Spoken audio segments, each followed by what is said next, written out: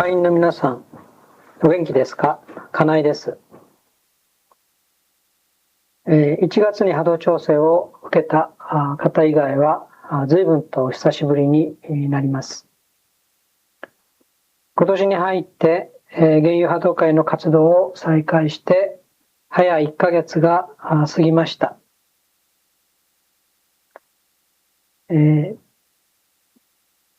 波動調整を受けた方はですね、これからお話しする内容の一部を聞いている場合もあると思いますけれども、東京の会員以外のほとんどの方は、私が去年7月から活動を停止して初めてのお話だと思いますので、一部繰り返しになるかもしれませんけれども、いろいろとお話ししたいと思います。今年になって原油波動会の活動を再開したわけですけれども、その理由はまず第一に私の体が回復したということもあります。しかしそれ以上にですね、以前にお知らせしたと思いますけれども、11月に私が体験した神秘体験によって原油波動会の活動を新たな気持ちで再開すべきだというそういう思いに基づいてまた始めたわけです。その辺の経緯からお話ししようと思いますけれども、ご存知のようにここ3年近く私の体は以前のようにいつも調子がいいというわけにはいかずに風邪をひいたり具合が悪くなったりということを繰り返してきました。それまではですね、皆さんにも瞑想していれば風邪なんかひくことはないというようなそういうお話をしていたんですけれども、そう言っていた本人がですね、ちょうど3年前のですね、確かあれは、旅立ちセミナーかな、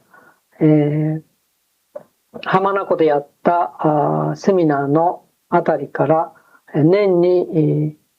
一度ぐらいですね、風邪をひくようになりまして、それまではもう20年近く、風邪なんていうものは全くひいたことがなかったんですけれども、あのあたりから風邪をひきまして、で我ながらびっくりしたわけですけれども、まあ特にですね、気にするようなこともなく普通の風邪ですから、過ごしてきたわけです。で、しかしですね、過去3年を振り返りますと、少しずつ毎年体の不調の程度がひどくなっていく、そういう傾向がありました。そして最終的にですね、去年の7月に、活動を休止、しなければならないほどひどい不調に見舞われまして、そして今年1月に活動を再開するまで半年間、原油波動会の活動は停止したわけです。で、その半年間医学的にはありとあらゆる検査をしまして、さらに同じ検査を何度も時間を置いてしまして、しかし全く医学的な問題が見つからない、どこも悪くないという結果ばかりが出てくるわけですね。で、お医者さんも不思議に思うし、私もですね、これはどういうことなのかというふうに、考えざるを得ない。それで、そういう気持ちもあってですね、無理すれば活動を休止しなくてもよかったかもしれないけれども、その辺のですね、現象的に起きていることの意味というものを探り出さないといけないと思いまして、それで休会にしたわけです。以前から私が説明してますように、教示性というのは、漢字で書けば時を共にするということで、一見何の脈絡もなく、また意味もなく、偶然の出来事のように見える、そういう、同種類の出来事がですね、連続して固まって、一定時期に起きるという、そういうことです。で、この教示性はですね、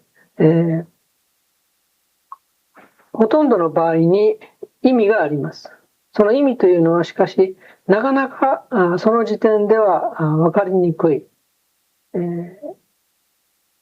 私の本を、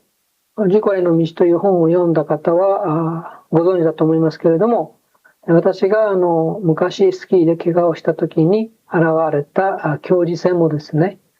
その時には全く分からずに、後で考えてその意味というものが分かったわけです。で、私自身がそういう経験をしてますので、今回はそういう大きなマイナスが現象として現れる前に、その教示性の意味というものを知って、そして、逆にそれを生かしたい、教示性によって伝えられているメッセージというものを、解読して、そしてそれをこれからの自分の生き方というものに反映させたいというふうに考えまして、それでその意味がわかるまでは会を休会しようと思ったわけです。で、7月にお休みしましてですね、養生しながらいろいろ考えたんですけれども、どうも今一つわからない、そういう時間が過ぎていきました。で、できたらですね、半年ぐらい休んで、1月からは会を再開したいと思っていたんですけれども、どうもその教示性という意味を、いろいろ考えることはできるんですけれども、すべてがですね、自分の頭の中で考えたこじつけであったり、それからへりくつと言いますかね、どうも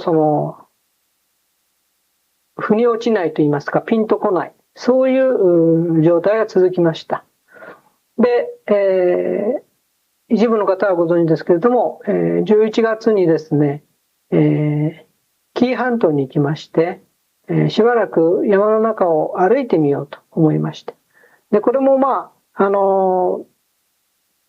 んて言いますか、導かれてると言いますか、その自分でいろいろ考えた結果そう思ったんではなくて、ふとですね、むやみに歩きたくなった。で、最初は例えば家の周りを散歩したりとかそういうふうに歩いてたんですけど、どうもそういうことではなくて、もっとですね、少し厳しい、状況の中で歩くと言いますかね、ちょっと辛い思いしてもいいから思い切り、歩いてみたいという不思議にそういう思いが募りまして、それでですね、あちこち検討しまして、結局紀伊半島の山の中を一部分熊野古道を含めて、歩きたいと思いました。で、11月の初めに紀伊半島に行ったわけです。そして、適当に休みながらですけれども、歩き始めました。そして、これはお知らせにも書いたと思いますけれども、伊勢神宮の近くの博物館にあった水晶の玉の前で瞑想をしまして、そしてそこで神秘体験をして、そしてその神秘体験に基づいて、新たな姿勢で、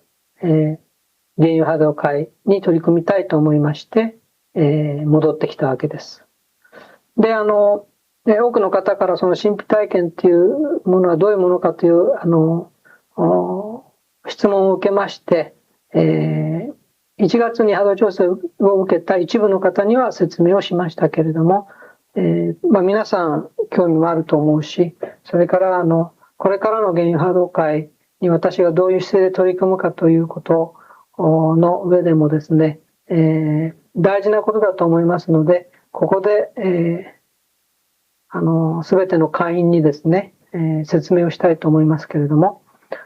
その水晶の玉の前で瞑想をしていましたらですね、ふと気がついたら、その水晶の玉がですね、私の体の中に入っていたんですね。で、その水晶の玉というのは非常に古いもので、数百年、前のものでして、手で磨かれた、今の技術ではなかなかできないような、そういうものだったんですけれども、それが私の体の中で、その光を増していく様というものを私は瞑想しながらまじまじと見ていたわけです。その光というのは決して燦然と輝く強い激しい光ではなくて、非常に柔らかで穏やかで、しかし、その輝きというもの、そこから出てくる光というものが絶え間なくですね、私の体の中にある水晶から出て、そして私の体を通して外に向かって四方八方に広がっていくという、そういう体験です。で、その光はですね、ゆっくりと、そしてとても優しい感じで、しかし絶え間なく、その光を外に広げていき続けていたということです。で、私はですね、それを見ながら瞑想をしていて、それがどういう意味かということを、もちろん瞑想中なんで考えるということも、思いつかないと言いますか、ただそれを眺めていて、そうしてですね、しかしその水晶の玉はいつまでもそこにあるんですね。消えない。で、1時間ぐらいその水晶の玉が見え始めてから瞑想を続けましたけれども、そのままずっとそこにある。そして光は次から次へとその外の暗い闇の中に投げかけられて広がっていく。それが延々と続くわけです。で、私はですね、それが見えながらもですね、いつまでも瞑想しているわけにもいかないので、瞑想をやめまして、そしてまた歩き始めたんですけれども、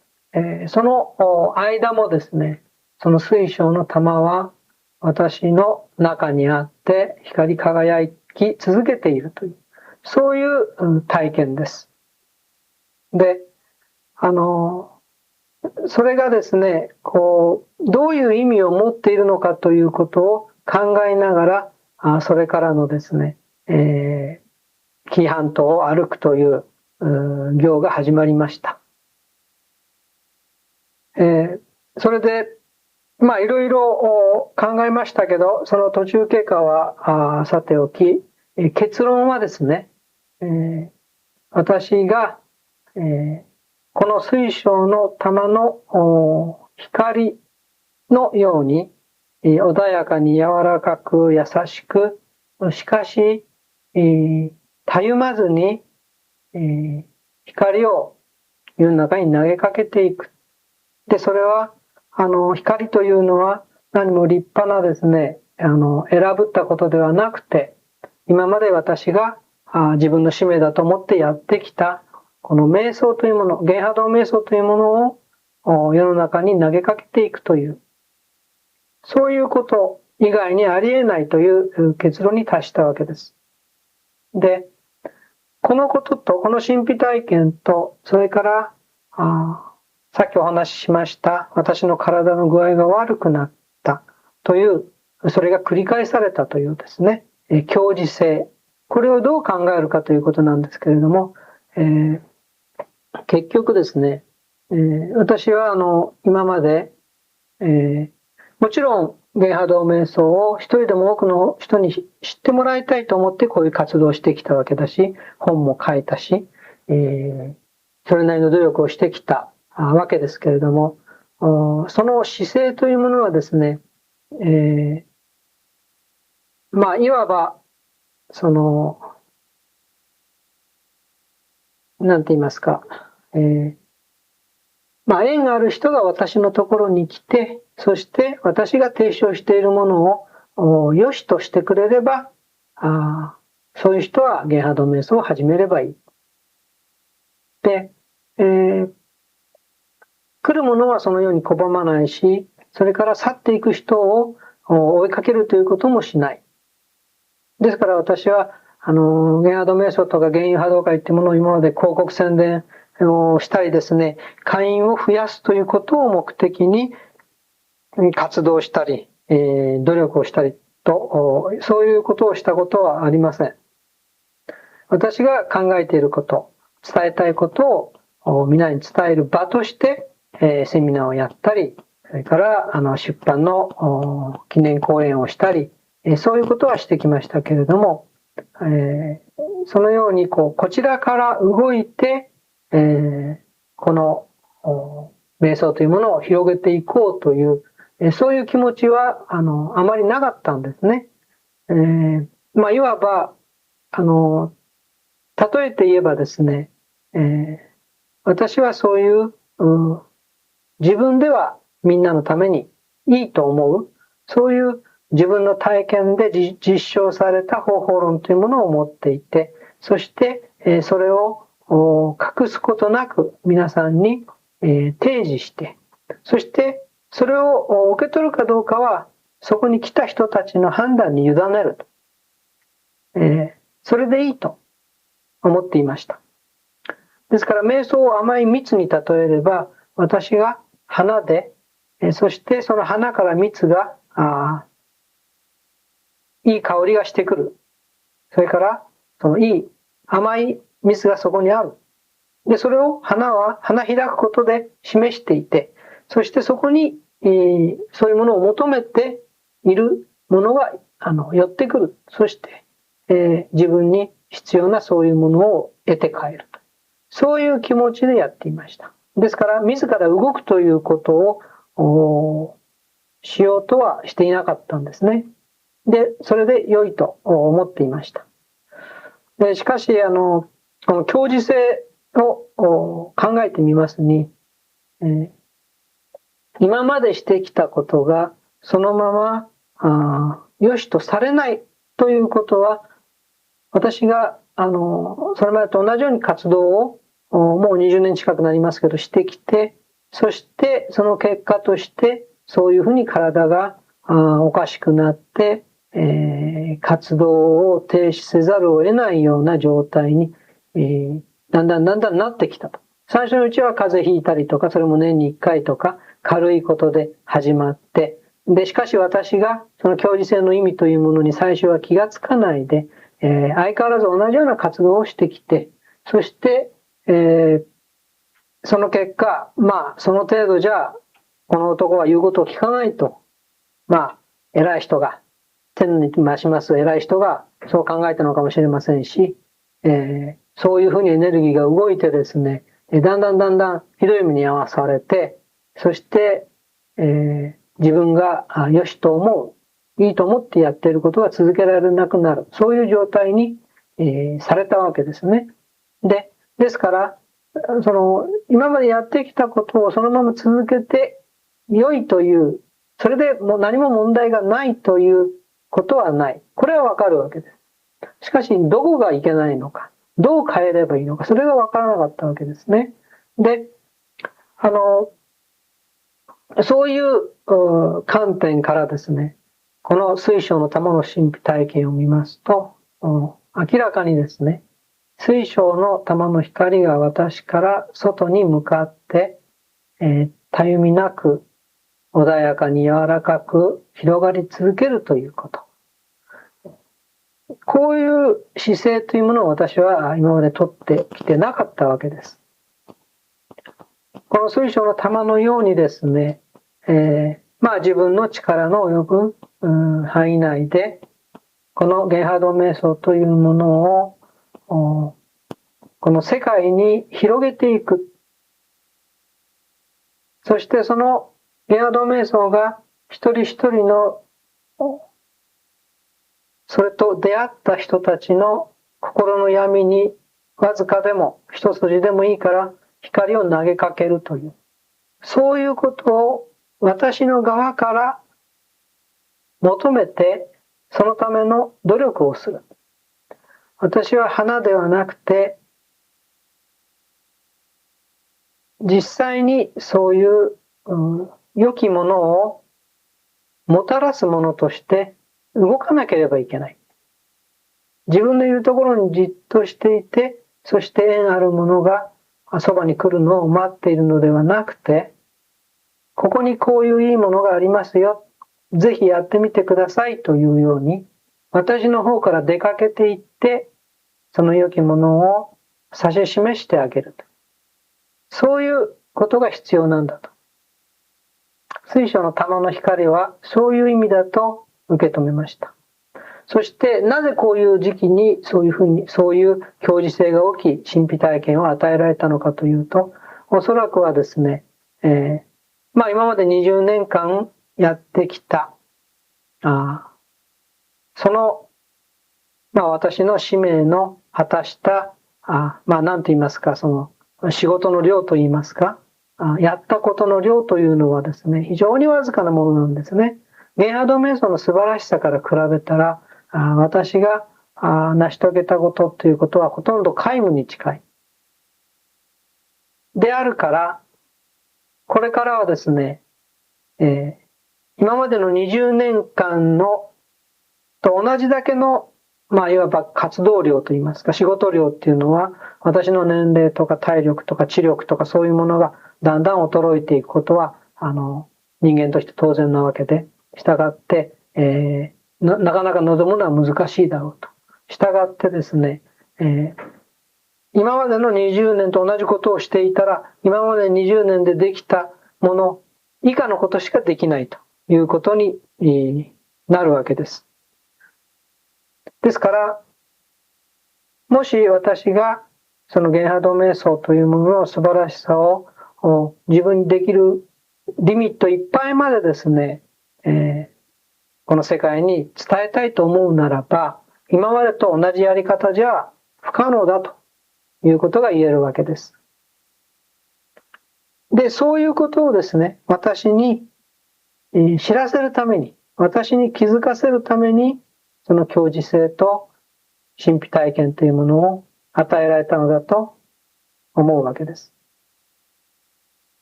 ですから、今年からですね、活動を再開、しまして、そして、私の姿勢としてはですね、私が自ら精一杯の努力をして、そして、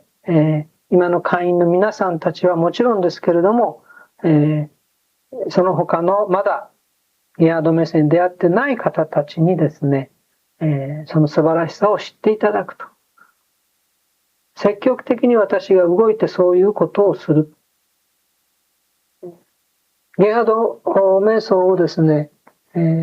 なんて言いますか、水晶の光のようにですね、人間の心の闇にゆっくりと少しずつだけれども確実に伝えていくという。光をそこに差し込む、そういう、ための方法論として、皆さんに進めていくという、そういう活動を私の方から動いて皆さんの方に行ってそれを指し示すという、そういう姿勢でやっていこうと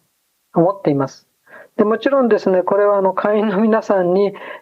布教活動みたいなことをしてほしいとか、そういうことは全く考えて、いません。今までと同じようにですね、皆さんは、ゲハド瞑想して、そして自分からもし溢れるものがあったら、私と同じように周りの方にそれを教えてあげればいいし、そういうものがなければ、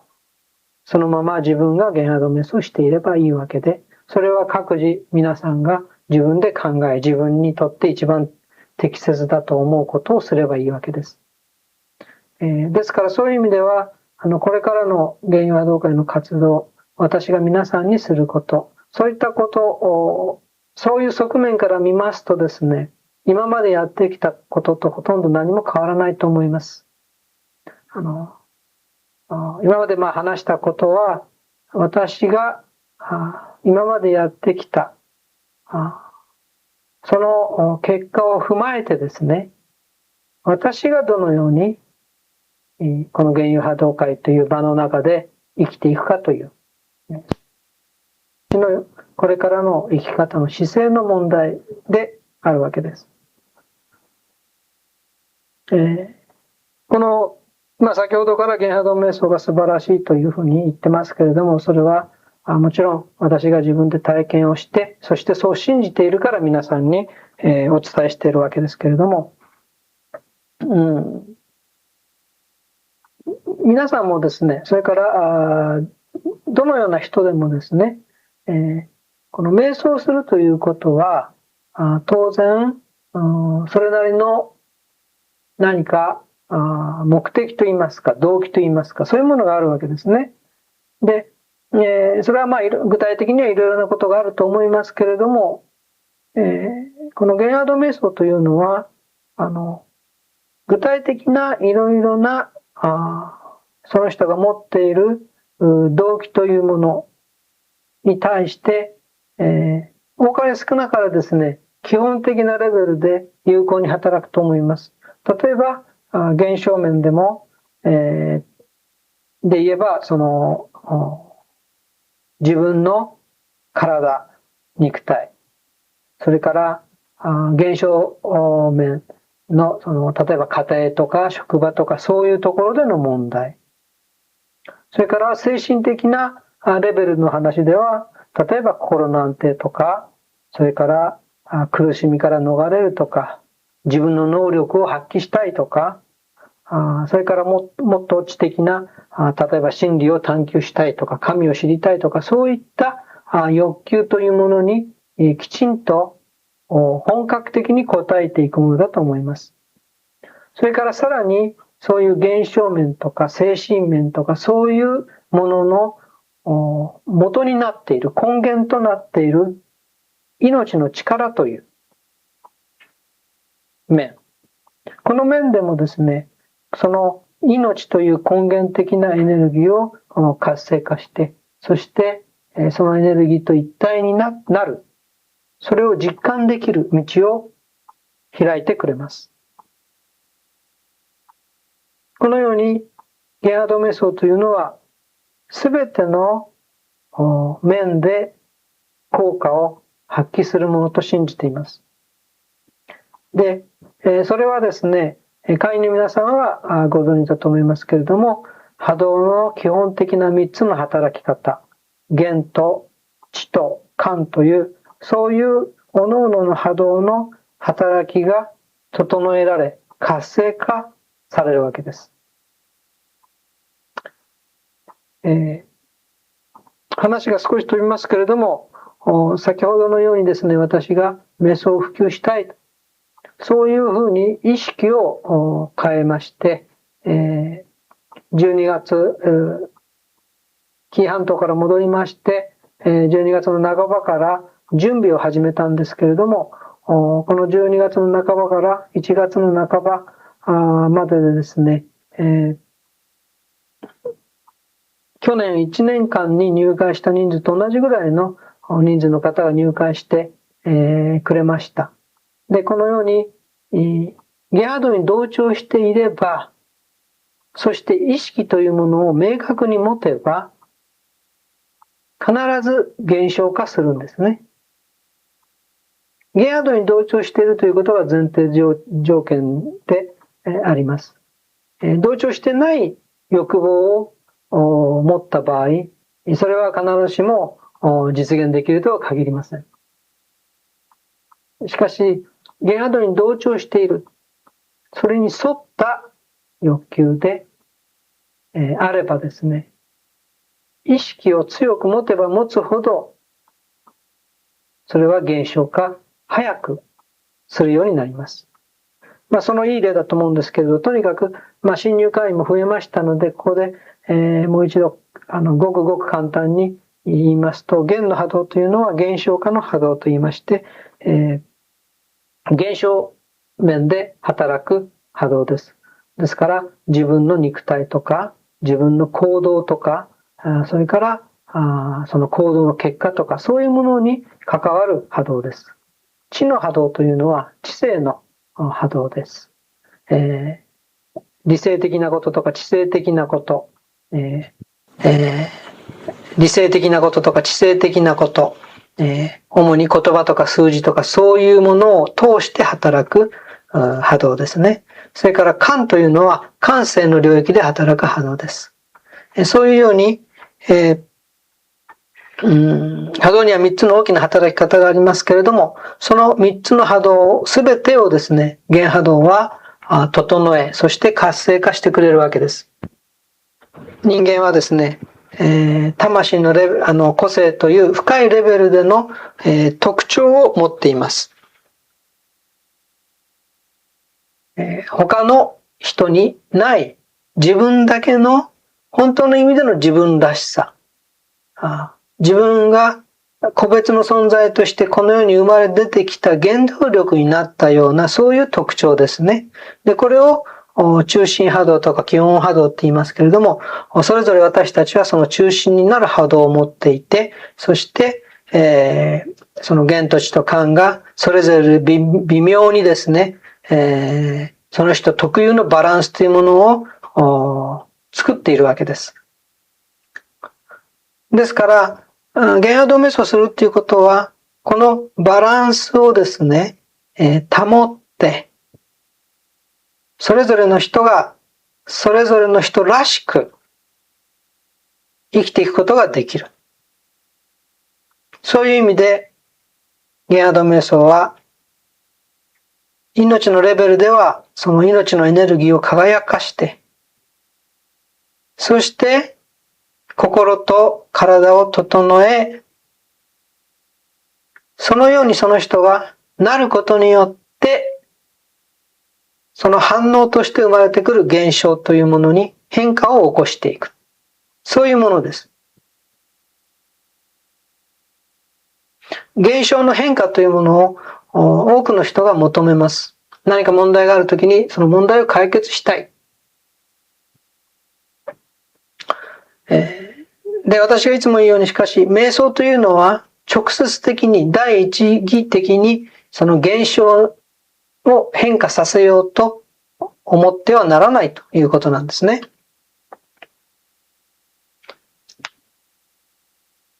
まず私たちは瞑想によって自分自身の在り方を変える。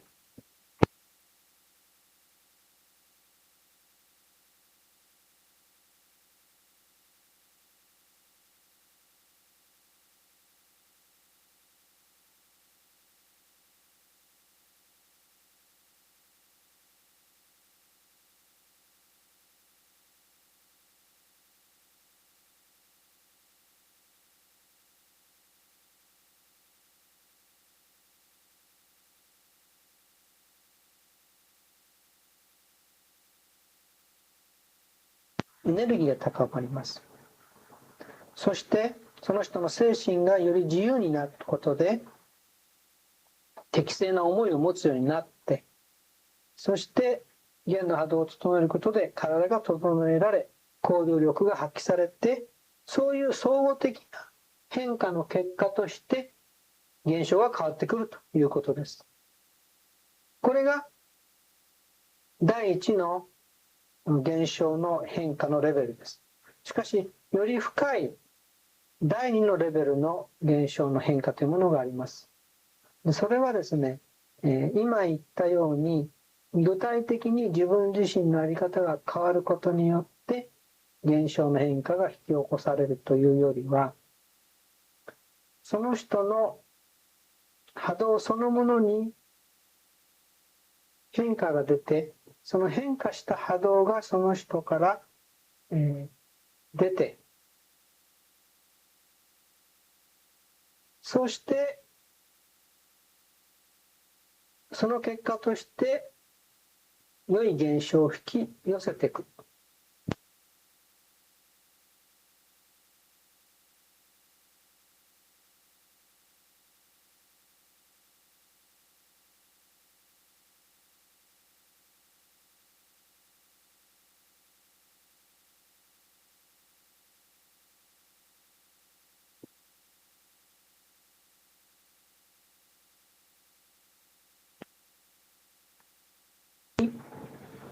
かけられて、そこで同調ということが起きて、そして一見偶然の出来事のようにして良い現象が起きてくる。この同調による現象の変化というのが第二のレベルの変化です。自分の心がけだとか行動とか努力とかそういうものの結果として、起きる場合はよく自分でわかるんですけれども、今このいった同調によって起きる変化というのはなかなか自分ではわかりません。で人間というのはですね、非常に悲しいことに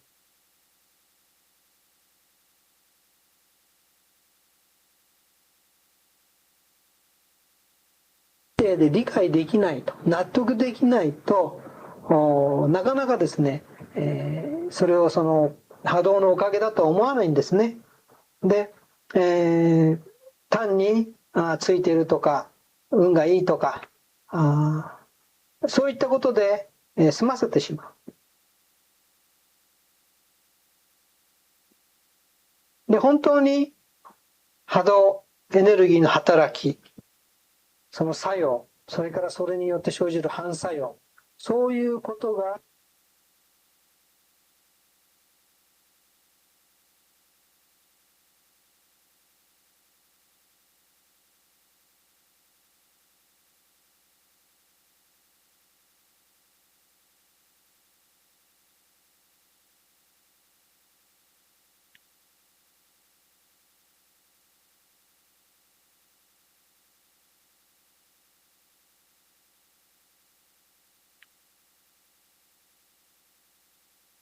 自分の力だと思ってしまうか、もしくは全くの偶然とか、それから宗教者なんか例えば神の恩寵だとか、そういったような言い方にしてしまうんですね。で、そうじゃなくて、ゲアードメソっていうのはあくまで自分の波動が整ってくる。目に見えようと見えまいと、その自分の波動が整ってくることによって、現象に変化が起きてくる。現象の変化は今言ったように2つのレベルがあって、1つは自分の頭で捉えられる、見てわかる、意識的な努力とか行動とか心がけとか、そういうもので、に影響されて現象に変化が起きるというレベルと、もう一つは自分が意識的に努力をしたり、それからいい心がけをしたり、そういうことじゃなくて、その人から自然に発散しているエネルギーが、波動が、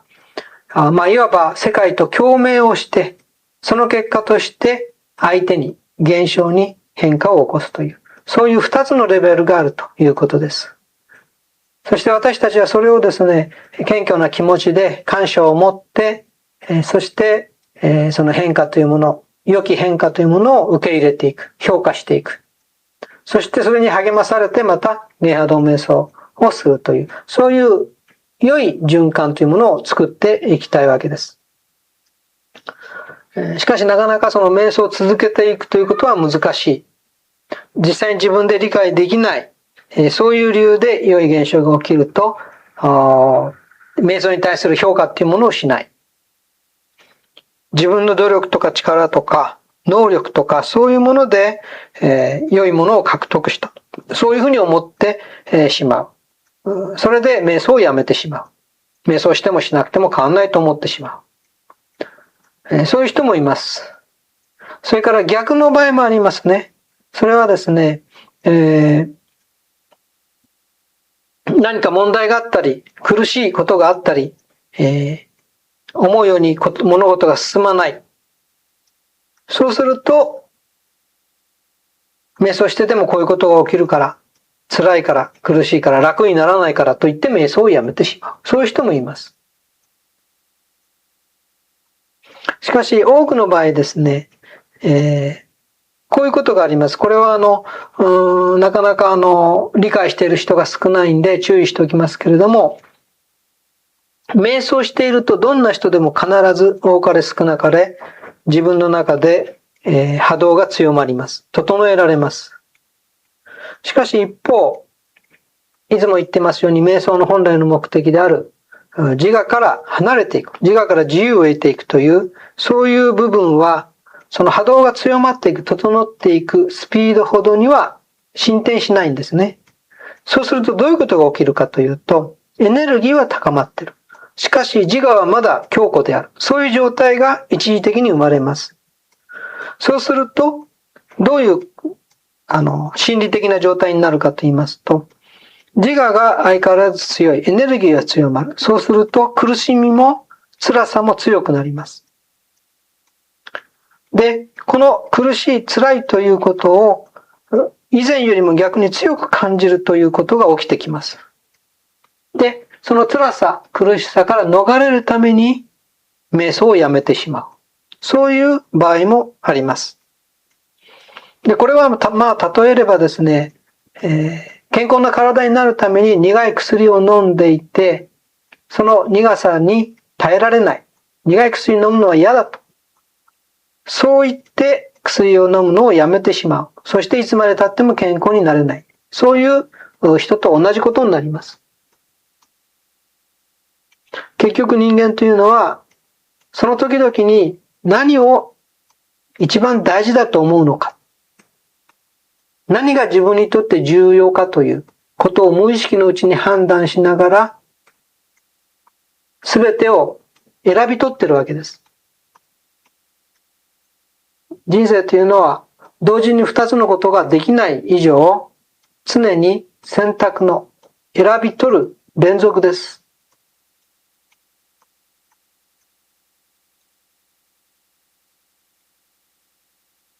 で、その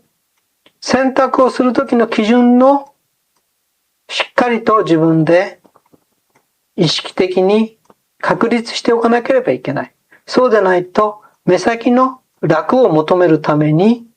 大事なことを捨ててしまうということになります。苦い薬を飲むのをやめてしまう人と同じことになるわけですね。そして何度もいつも言いますけれども、瞑想というのは今日やりました。1週間やりました。1ヶ月やりました。だから自分がガラリと変わったというように自分の変化を明確に測ることができないものです。何十年もかけて出来上がった今の自分、自我が1日や1週間や1ヶ月や1年で完璧になくなってしまう。自我から自由になれるかといったらそんなことはないわけですね。それが本当のところです。それを世の中にはうまいことを言って甘い言葉でですね、こういう瞑想をやったら、こういうセラピーを受けたら、こういうセミナーに参加したら、まるで一夜にして何かがわかる。幸せになれる。苦しみがなくなる。そう思わせるようないろいろな商売がですね、横行してます。しかしそういうのは全部ですね、一時的に強い刺激を与えて、強いインパクトを加えることで、感情のレベルでそういう気持ちにさせるという、そういうことはできるものもあるんですけれども、しかしこれはですね、本当にその時だけの仮初めの、いわば遊びみたいなものです。本物というのはそんなに簡単なものじゃない。複雑なことではないんです。非常に単純なんです。けれども、その単純なことを繰り返ししていくことで成長するしかない。他に道がないわけですね。私たちが今まで、例えば肉体レベルでもこの体でも成長してきたのは、何年もかけて自分でも気づかないうちにだんだん育って大きくなったわけです。周りの人たち、育てた親だってですね、一日一日、その子供がどの程度大きくなったかは気がつかない。いつの間にか子供は大きくなる。それが本当の成長なんですね。ですから、瞑想による成長というのも、気がつかないうちに、いつの間にか自分が成長していた。いつの間にか自分の心理的な苦しみが楽になった。囚われが少なくなった。自由な心でいられる時が多くなった。そういうものです。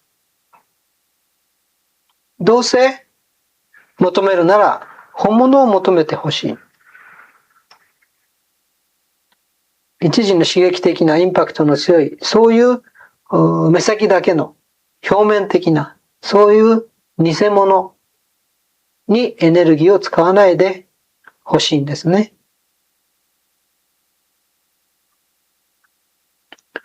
瞑想の道というのは自我から自由になっていく道です。それが何よりもの根本です。そしてその過程というのは、プロセスというのは、原波動瞑想を毎日淡々と繰り返していくこと。そして、現象面で、現実の世界で実際に生きるという体験を通して、瞑想しながらもそこにまだある自我というものと直面していく。その途中では退屈になったり、それから波動が整う、強くなることの結果として、辛くなったり、苦しかったり、疑問に思ったり、いろいろなことがあると思います。しかしそういうものがありながらも歩み続ける以外に道はありません。途中で止めれば、やめてしまえば、その結果というのは、また自分以外のありとあらゆるもの、周りの人々や仕事や家庭や環境や社会や文化や、そういったもの、もろもろのそういったものに振り回され、一喜一憂し、そして自分という核を持たずに中心になる、動かない、不動のものを持つことがなく、ただただ流されていく。時として反抗したり、従ったりということはあっても、結局は自分が生きていくのではない。自分が自主的に生きていくのではなくて、周りに小突き回されながら流されていく。そういう人生を送っていく。それ以外に可能性はありません。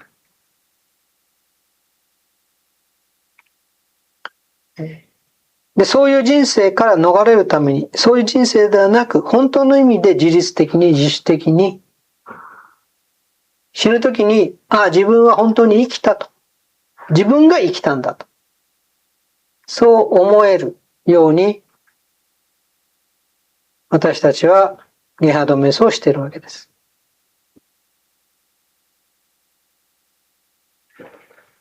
ですから、そういう目的、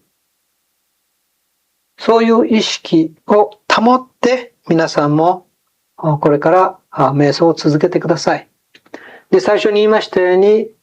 私の意識としてはですね、まだ今瞑想を始めてない会員でない人たちには一人でも多くの人に瞑想を知ってもらって瞑想を始めてもらう。それから皆さん、今瞑想をしている人たち、今の会員の人たちには、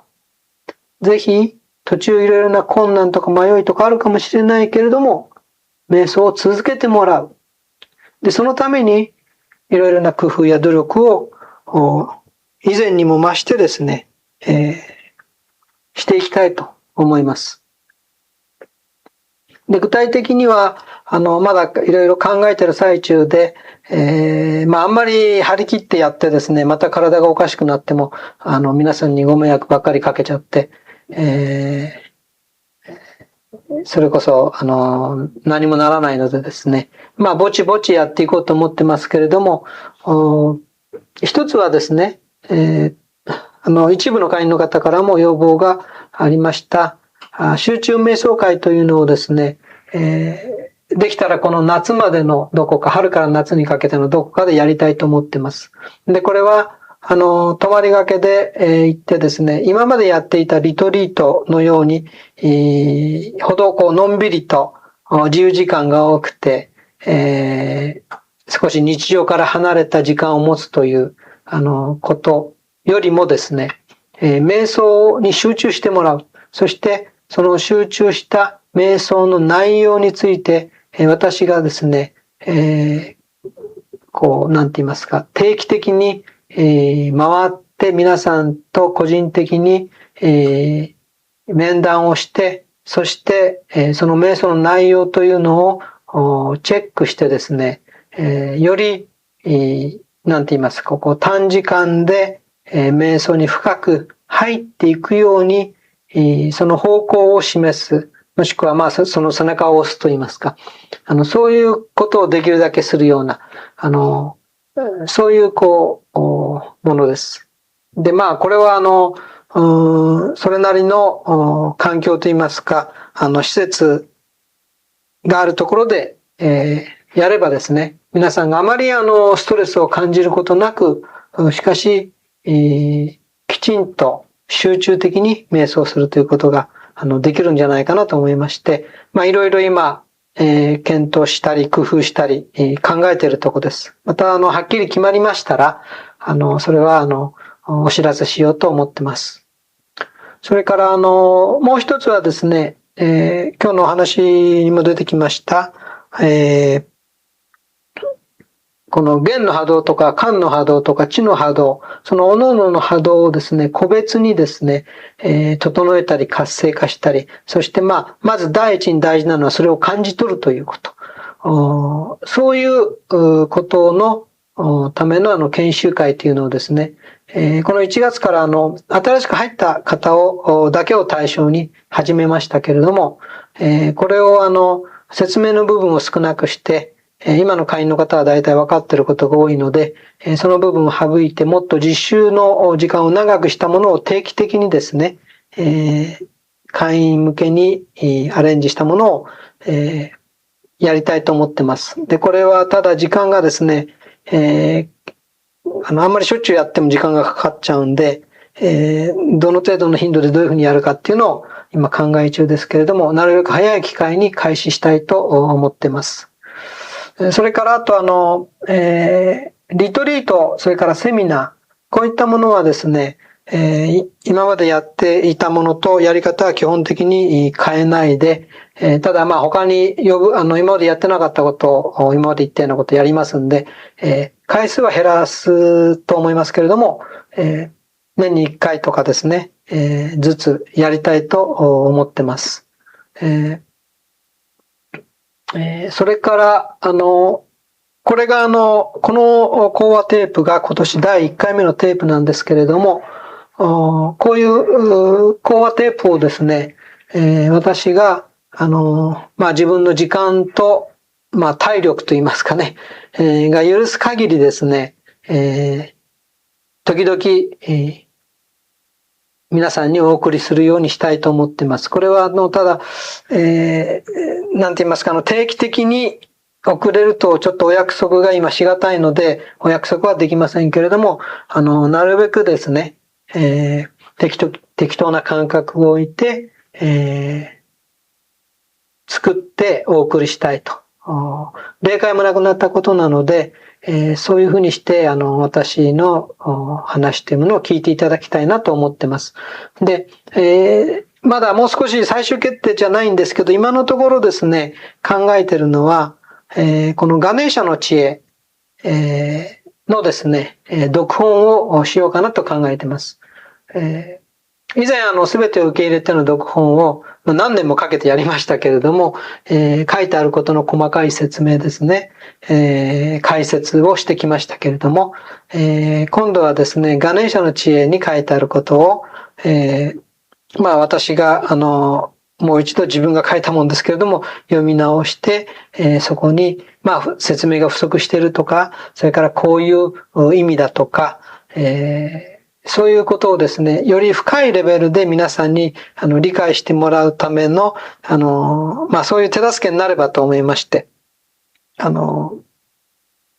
何かこう、実際に本は現実生活で役に立ついろいろな話もありますしね、それからまさに弦と感と知というそういう三つの波動に、の働きに、沿って書かれたものです。ですから、今日のお話にも関係ありますけれども、ガネーシャの知恵を解説することでですね、この波動の働きというものも、より理解してもらえるんじゃないかなと思いまして、そんなことを考えています。これも最終決定しましたらですね、なるべく早い機会に、1回目の、読本の1回目ということで、皆さんにお届けしたいと思っていますので、楽しみに待ってください。それから最後にですね、今年は私の体もそんな状態だったんで、毎年やっていた新年会をやりませんでした。で、毎年新年会の時にですね、その今年の波動という、今年、みんなに共通した、この年の波動というものを説明してきたんですけれども、今年はそういう機会がなかったんでですね、このテープで皆さんにお伝えしようと思います。で、今年の波動のですね、一番の特色は、急変ということですね。急激に変化するという。現象面でですね、急激に変化する、そういう傾向が強い波動です。それが今年の波動の一番の特色なんですね。で、ごく簡単にだけ説明しますけど、そういうその傾向のある波動に対して私たちはどういう心構えでいればいいのかと。何ができるのかということですけれど、それに対してはですね、一番大事なことは柔軟性です。つまり、急激な変化というものに対しては、私たちは準備しておくことができないんですね。去年の波動はそうではなかった。去年の波動は、ちょっと厳しい波動で、そして、それのために身をかがめて縮めて、バネが、飛ぶとき、バネが伸びる、その前の段階、縮めて力を蓄えておくという、そういう年だったというような話をしましたけれども、去年。今年はですね、そのような意味でも準備ができない。急激な変化っていうのは予測が難しい。ですから、予測を立てておいて、準備をしておくというよりも、まず現象が起きたときにそれをきちんと冷静に捉える。そしてそれに対応していくという、そういう姿勢が大事です。で、対応というのはですね、準備をしてなくて対応するわけですから、しかも急激な変化に、ついていくためにはですね、柔軟性というのが一番大事になる。で、柔軟性というのはですね、言葉を変えますと、自分の感情とか、意見とか、考えとか、主義主張とか、好みとか、そういうものにとらわれないということです。変化が起きるまでは、自分のそういったその好みであろうと、考えであろうと、主義主張であろうと何であろうと、それでやっていけばいい。それで問題ないですね。よっぽど、まずいことを考えてない限り。で、しかし、変化が起きたら変化についていくということが大事です。で、その場合は、柔軟性を発揮するために自分の好みとか考えとか感情とか、主義主張とかそういったものにとらわれないようにする。現象優先です。現象にどうやって対応するか、うまく適切に、素早く対応するかということを優先して考える。それが大事なんですね。そして変化というのはですね、起き続けるものですけれども、しかし、変化の、なんて言いますか、変化そのものが続くわけじゃないわけですよね。急激な変化が起きた後は、今度はそれが、一定の形として落ち着いてくるわけですから、そこに時間の余裕というものが生まれてきますから、とにかく変化が起きたときは、その落ち着くまで待っている余裕はないんで、今年の場合はですね、変化にすぐついていっちゃう。柔軟に対応してついていく。そしてその後で、いろいろなことを考える。そういう姿勢が大事です。今年の波動は急変する波動。それからそれに対応する心がけとしては柔軟性。これを覚えて、皆さん今年1年ですね、どなたもみんな心の平安と健康と、そして、喜びが多い年になりますように願っています。それでは、今回の講話を終わります。